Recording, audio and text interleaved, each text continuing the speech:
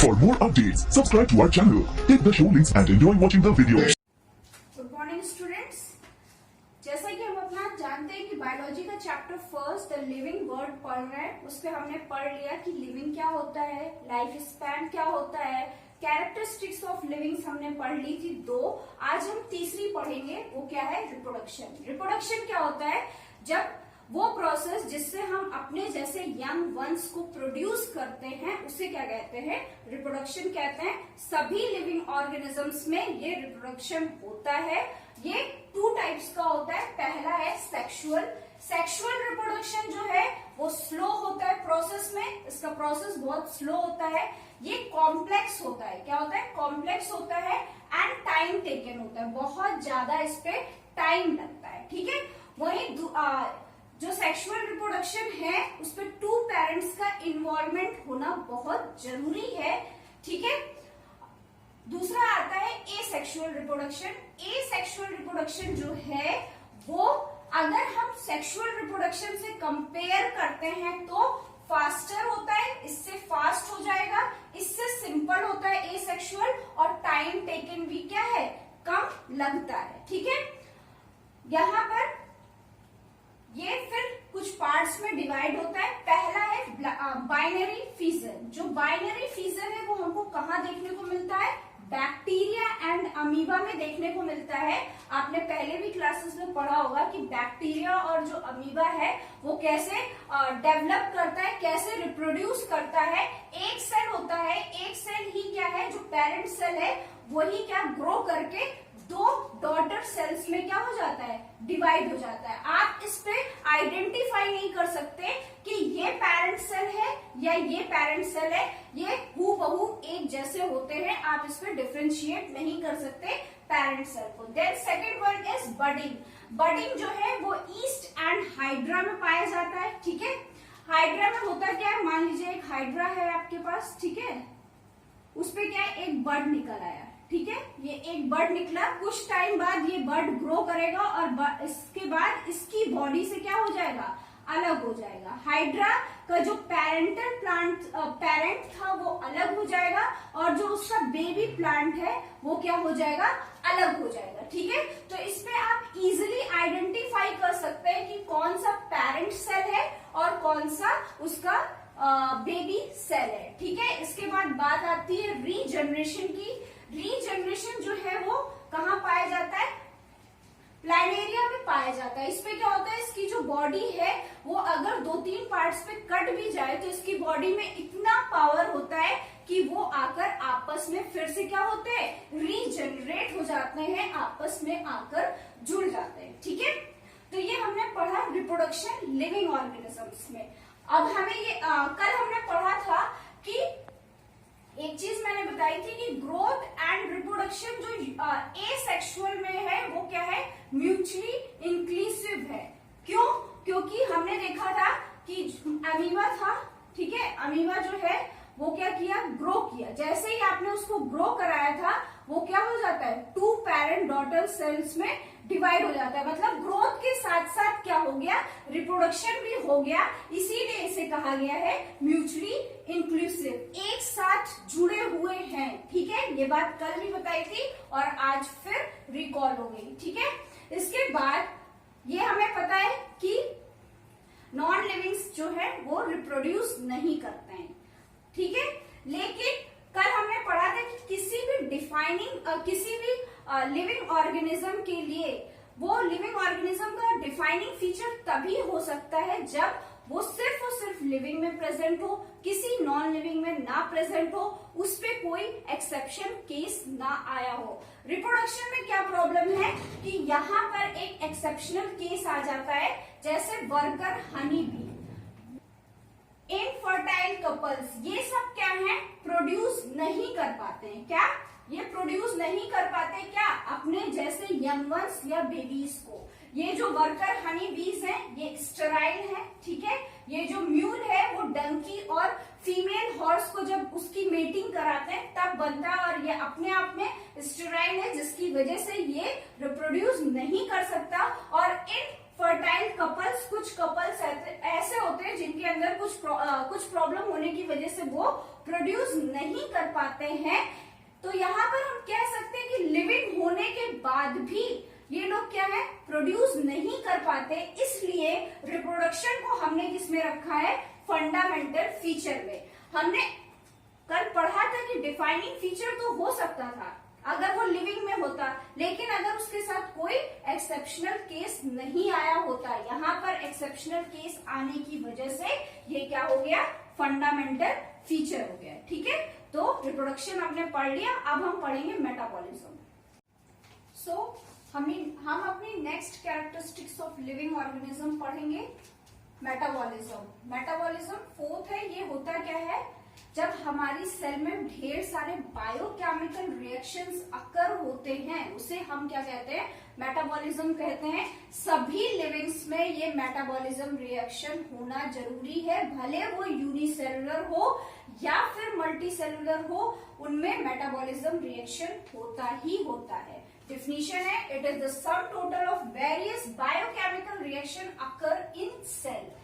ठीक है, जो भी बायोकेमिकल रिएक्शन सेल पर अकर करते हैं उन्हें हम क्या कहते हैं, मेटाबॉलिज्म कहते हैं। ये 2 टाइप्स के होते हैं, एनाबॉलिज्म एंड कैटाबॉलिज्म। एनाबॉलिज्म क्या है, एनाबॉलिज्म का मतलब सिंथेसिस आर बिल्डिंग अप, किसी चीज की बॉडी में क्या करना, सिंथेसिस करना या उसे बिल्डअप करना, प्रोड्यूस करना, क्या कहलाता है, एनाबॉलिज्म कहलाता है। और इस एनाबॉलिज्म में क्या होता है, जो सिंपल सब्सटेंस है वो किस पे चेंज हो जाते हैं, कॉम्प्लेक्स सब्सटेंस में चेंज हो जाते हैं। मतलब कि जब सिंपल सब्सटेंस को हम कॉम्प्लेक्स सब्सटेंस में कन्वर्ट करते हैं, उस प्रोसेस को हम कह सकते हैं एनाबॉलिज्म, मेटाबॉलिज्म, एनाबॉलिज्म। ठीक है, देन इसका एग्जाम्पल है जैसे कार्बन डाइऑक्साइड, वाटर को जब हमने लाइट और क्लोरोफिल की प्रेजेंस में रिएक्ट कराया तो ये सब क्या थे, सिंपल थे। ये सिंपल है तो वो क्या चेंज होता है, ग्लूकोज में चेंज होता है, साथ में ऑक्सीजन एंड वाटर में चेंज हो जाता है। ये जो ग्लूकोज है ये अपने आप में क्या है,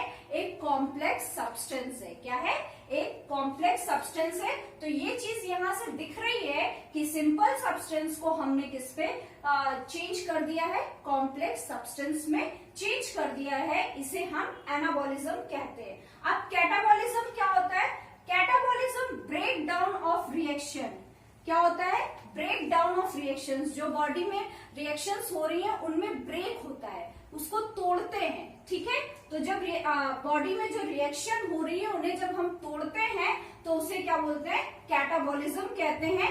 यहाँ पर क्या होता है, कॉम्प्लेक्स सब्सटेंस जो है, क्या है, कॉम्प्लेक्स सब्सटेंस जो है वो सिंपल सब्सटेंस में चेंज होता है। यहाँ पर उसका एनाबॉलिज्म का जस्ट अपोजिट होता है। कॉम्प्लेक्स सब्सटेंस सिंपल सब्सटेंस में चेंज होते हैं। जस्ट लाइक हमारा जो डाइजेशन सिस्टम है, जो हम फूड खाते हैं वो क्या अपने आप में कॉम्प्लेक्स है।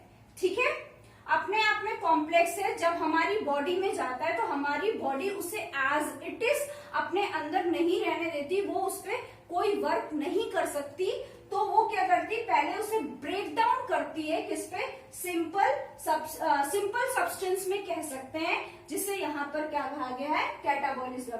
जैसे जो प्रोटीन आप अपनी डाइट पे लेते हैं या जो प्रोटीन आप खाते हैं वो क्या होता है, जब आपकी बॉडी में जाता है तो किस में चेंज होता है, अमीनो एसिड्स में। किस में चेंज होता है, अमीनो एसिड्स में, जो अपने आप में क्या है, सिंपल है। ठीक है, कोई भी नॉन लिविंग में मेटाबॉलिज्म नहीं होता, किसी भी नॉन लिविंग में मेटाबॉलिज्म नहीं होता। इसलिए ये क्या है, लिविंग का डिफाइनिंग फीचर है। क्या है, इसलिए मेटाबॉलिज्म को हम कह सकते हैं कि ये लिविंग्स का डिफाइनिंग फीचर है, कोई एक्सेप्शन नहीं है यहाँ पर। ठीक, तो मेटाबॉलिज्म क्या हुआ, डिफाइनिंग फीचर हुआ। अब हम अपना नेक्स्ट कैरेक्टरिस्टिक्स ऑफ लिविंग है कॉन्शियसनेस। ठीक है, ये डिफाइनिंग फीचर है, ये सिर्फ और सिर्फ लिविंग में पाया जाएगा, किसी भी नॉन लिविंग में नहीं पाया जाएगा। अब होता क्या है, रिस्पॉन्ड टू स्टिमुलाई। जब आप रिस्पॉन्स करने लगते हैं किसी स्टिमुलाई को, किसी स्टिमुलस को, मान लिया कि अमीबा है।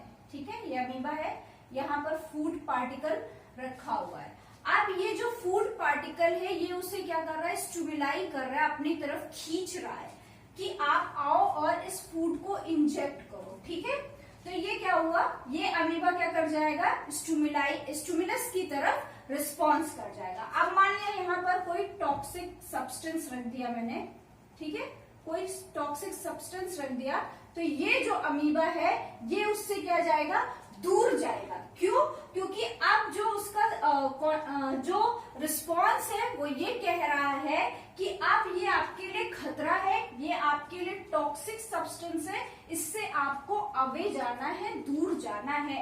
यही क्या होता है, रिस्पॉन्ड टू स्टिमुलस होता है। ठीक है, सभी प्लांट्स और एनिमल्स जो हैं वो रिस्पॉन्ड करते हैं एक्सटर्नल स्टिमुलाई को। प्लांट्स में आपने देखा होगा टच मी नॉट सनफ्लावर का एग्जांपल बहुत कॉमन है। अगर आप उसे टच कर लेते तो उसकी जो लीव्स हैं वो फोल्ड कर जाती है। क्यों, क्योंकि जो आपने रिस्पॉन्स वहां दिया है उसको वो क्या कर रही हैं, वो उसे स्टिमुलस कर रही हैं और अपनी जो लीव्स हैं उनको फोल्ड डाउन कर ले रही हैं। वहीं अगर बात करें सनफ्लावर की, तो जब सनलाइट उस पर पड़ती है तो वो रिस्पॉन्ड करती है किधर, सनलाइट की तरफ। अपना जो फेस है, जो उसका फ्लावर है, उसको किधर, जहां जहां सन जाता है उस डायरेक्शन में टर्न करती है। ठीक है, तो वो जो उसका फ्लावर है वो रिस्पॉन्ड कर रहा है किसको, स्टिमुलस को।